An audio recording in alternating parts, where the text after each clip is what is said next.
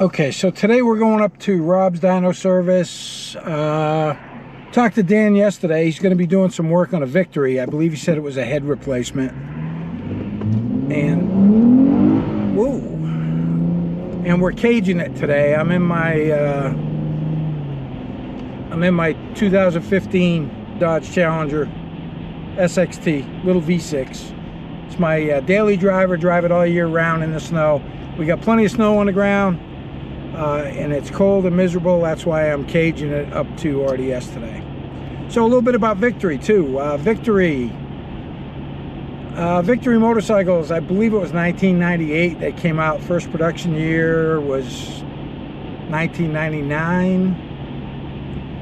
And in January of 2017, just because they really couldn't capture a large portion of the market on cruising bikes, they stopped production and they put all of their efforts into the Indian brand. Now, Polaris purchased the Indian brand in 2011, and so they were just going to put all of their efforts into the Indian brand. So just bringing you some extra content, some Victory content. RDS works on virtually any kind of motorcycle. Actually, they work on almost anything. Get a text here. Yeah, okay. So we're going up. I talked to Dan yesterday. So this might be a 2-day shoot. He said he was going to get started on it today. I'm not sure exactly what's involved in replacing one of the heads on a Victory, or if he's doing both. I don't know. But whatever's going on in the shop, we're going to go ahead and get some footage of it. And yeah, we'll see how it goes.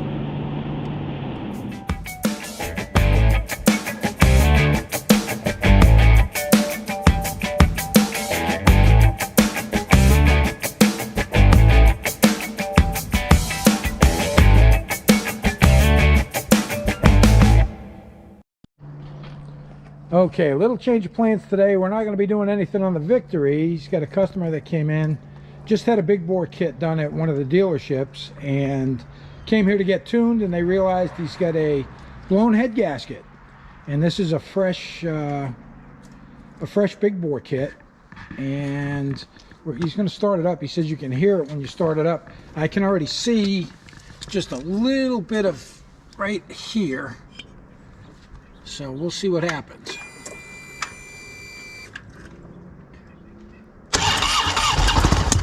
Oh yeah, we got the backfire right out of the head gasket.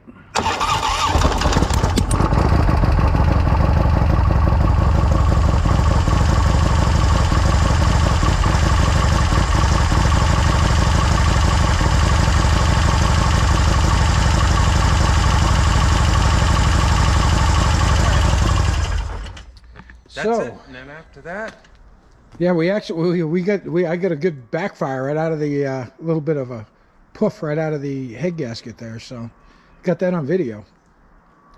Not good. All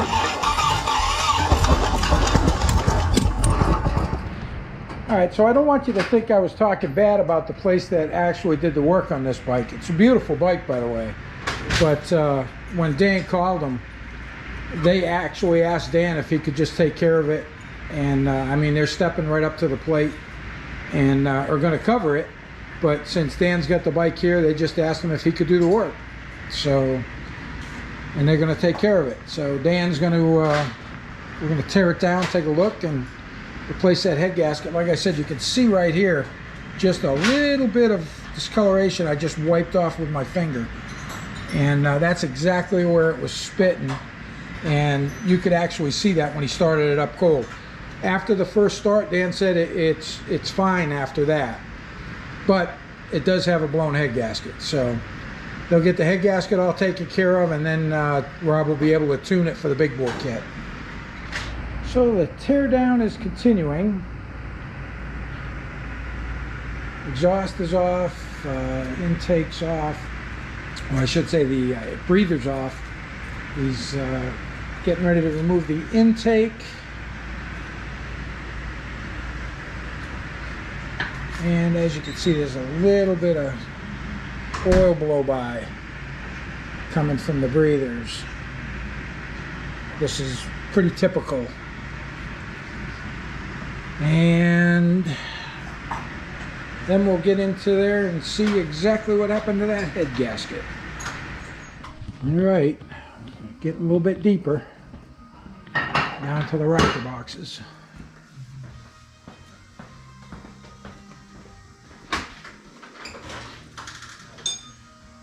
And if I haven't said this before, most of the videos that we're doing, they're not DIY type videos. We're not going to show you how to do something. We're just going to document as things are being done and just give you an idea of what some of the stuff that you need to do when you're working on a bike. Just basic general mechanical stuff. They're all loose? They never, I don't think these were tightened to full torque. All right, so we got some loose head bolts. And that, doesn't mean Dan, that this rear one here, wow, that's things, you barely touched it. It's finger tight. Yeah. So there could have been an issue with the torque on the head bolts.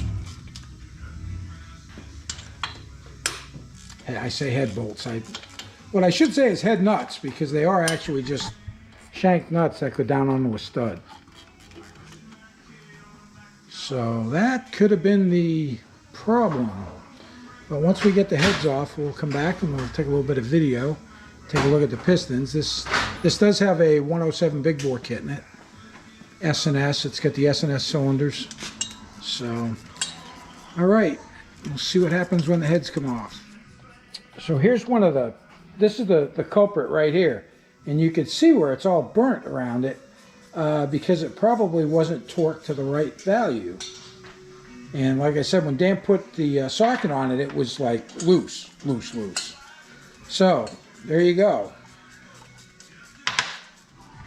And there's the head removed.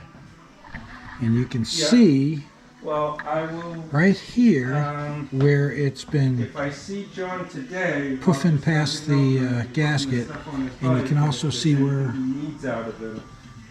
there's a little bit of buildup here. So the owner probably did, well, the recommended 500 miles before he brought it in for a tune. However, when it was cold, it was spitting right here. So you can definitely see that. Yep. And if we look down into the cylinder, yep, absolutely. that's the S&S 107 big bore. Hey, do you have a gift certificate book in the office? All right, so as we look at the gasket, you can see that little bit of shiny spot right there, and that's where it was pissing through. You can see just a little bit of a difference in the gasket there. You get it just over the floor so you get a good look at it, good focus on it. So, improperly torqued head nuts.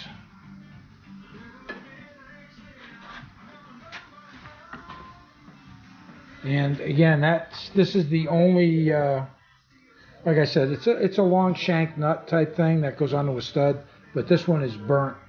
This was the outside rear on the back cylinder, and you can see where it was burnt pretty good. All the rest of them are nice and shiny. So,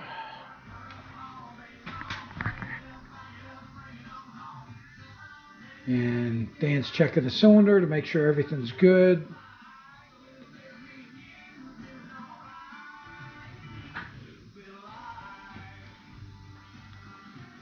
Yuck. Clean that all up. Doesn't look bad.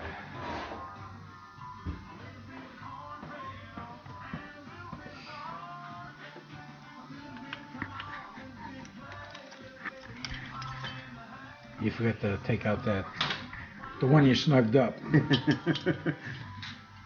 The snug one. So this is, yeah, at least it wasn't a catastrophic failure where there was a problem with the head or a problem with the cylinder. It was just the not being torqued correctly, and it blew out the head gasket, which is probably a good thing because you might have ended up with a catastrophic failure when Rob put it on the dyno for the tune. There could have been a major issue And if you look down in there, that's the front cylinder. And you can see there's a little bit more carbon on the front than there was in the rear. And it was running a break-in tune that Rob had put in it for him to ride it until he got about 500 miles on it so they could do the full tune. So where we're at now, Dan's removed all the studs. He's used a thread chaser, cleaned out all of the threaded holes for the studs, and now he's reinstalling the studs, torquing them down to spec. And then things are going to be going together pretty quickly after that. So that's where we're at this point. Everything is looking good. No damage to the cylinders, no damage to the pistons, no damage to the heads. And it could have been really bad if it went on the dyno with those head bolts being as loose as they were. All right, and it's going back together. Dan, if there's anything I can do to help, just say the word. Will do. But, he's sliding the rear jug on, and it looks like he's got it. Dan always makes everything look so easy. And on another note, though, I will say he did drop an exhaust nut. And as I've said in previous videos, you got to drop at least one nut. But we found it quite readily. You're too kind. You're too kind.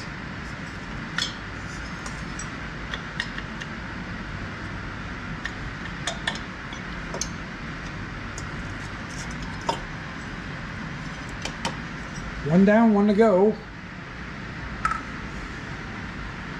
So this is, you're probably thinking this is an awful lot of work for just the one head gasket that appeared to be bad. However, you don't just do one head gasket. When you tear the motor down, you tear the motor down. So that's the reason both are being done. Plus the fact that he did find the head bolts were loose. So there's no telling if there could have been a compromised spot on the front cylinder or not.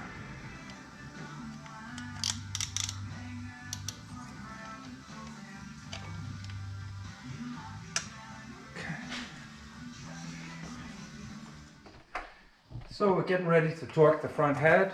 We're running a Cometic multi-layered steel head gasket that has a little different torque procedure than a stock Harley head gasket. Initially, we're just going to tighten these head bolts down by hand and bring them down until they're bottomed. Then we'll start the torque procedure.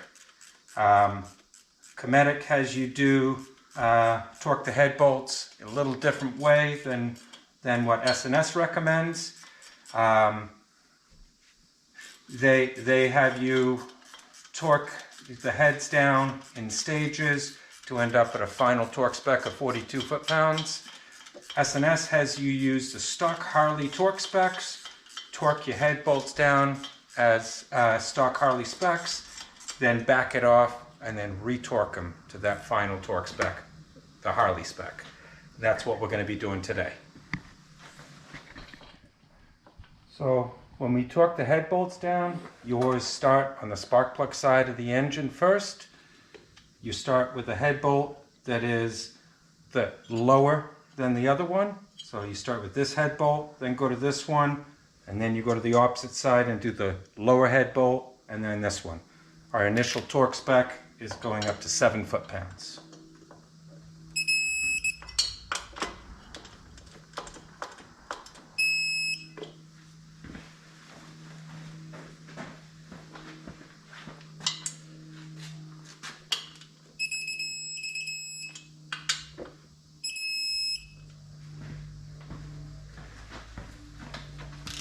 Once I've torqued it to the 7 foot-pounds, I go back over the bolts and make sure that the gasket hasn't compressed and change my torque reading.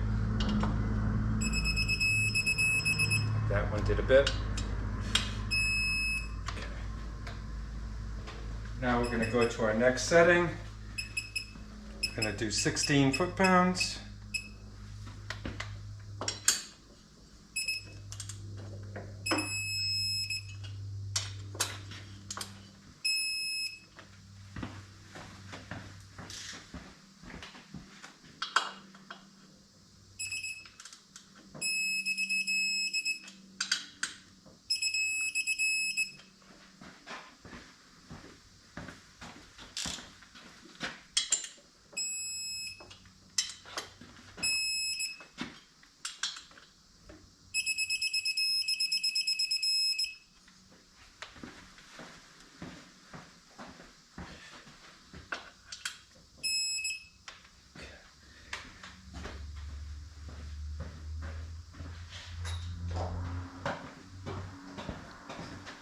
The next step is I'm going to mark my head bolts with a Sharpie, and we're going to tighten these a quarter turn more.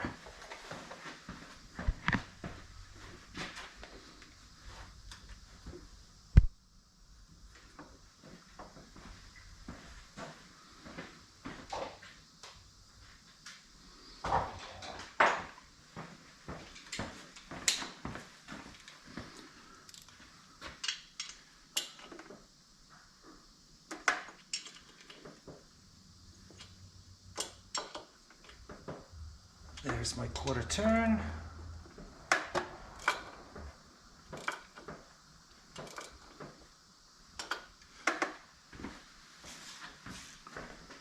So on this portion, you don't have to crisscross your torque. You just 1, 2, 3, 4. Yep, and always start with the lower bolt, then go to the top one. Then on the opposite side, you do the same Lower thing. bolt, top one, right. Yep. Just look at all the knowledge you guys are getting from watching our videos. So now they have you back the head bolts off. And you do it in the same pattern.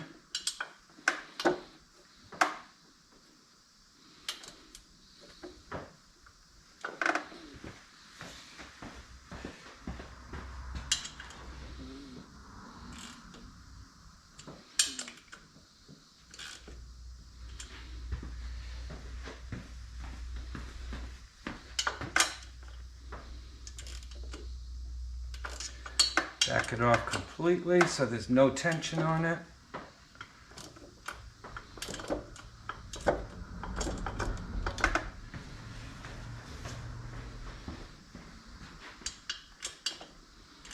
There we go. Now we're going to leave this like this. We're going to bring put the other head on, go through the initial torque procedure, back them off, and then we'll do our final torque on both heads. And you're on. Okay, so now we've got both heads on. We've gone through the initial torque process on both heads. We backed them both off. Now we're doing our final torque. So we're doing our initial torque. And on this, I'm changing the numbers a little bit. I'm going to do 10 for my 10 foot-pounds for my first torque. I do 20 for my second torque, and then the quarter turn.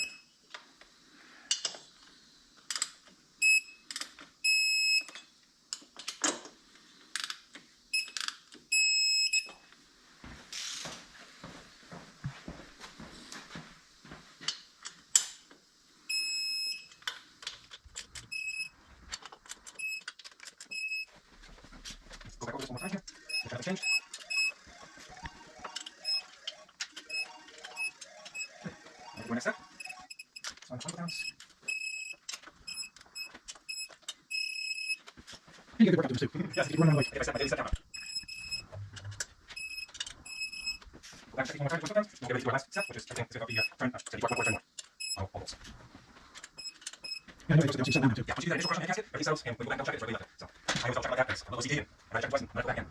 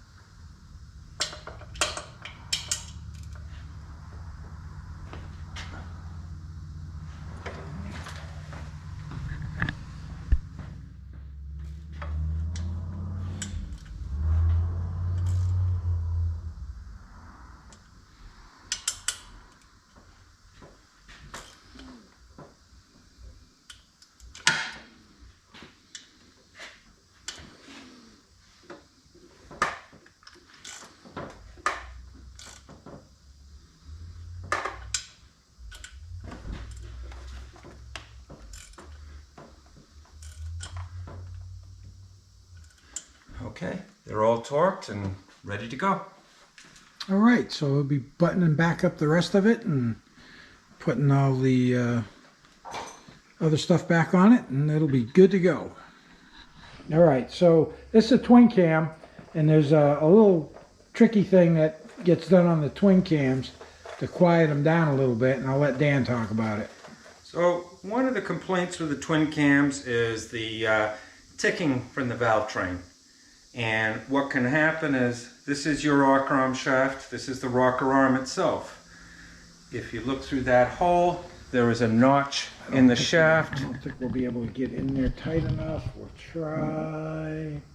Well, maybe, maybe not. But anyway. So the shaft has a notch in it, and when the rocker arm support bolt goes through there, that prevents this from turning. However, it can still move a bit, and when the bike warms up, if this shaft is moving back and forth, it can create quite a lot of a rattle.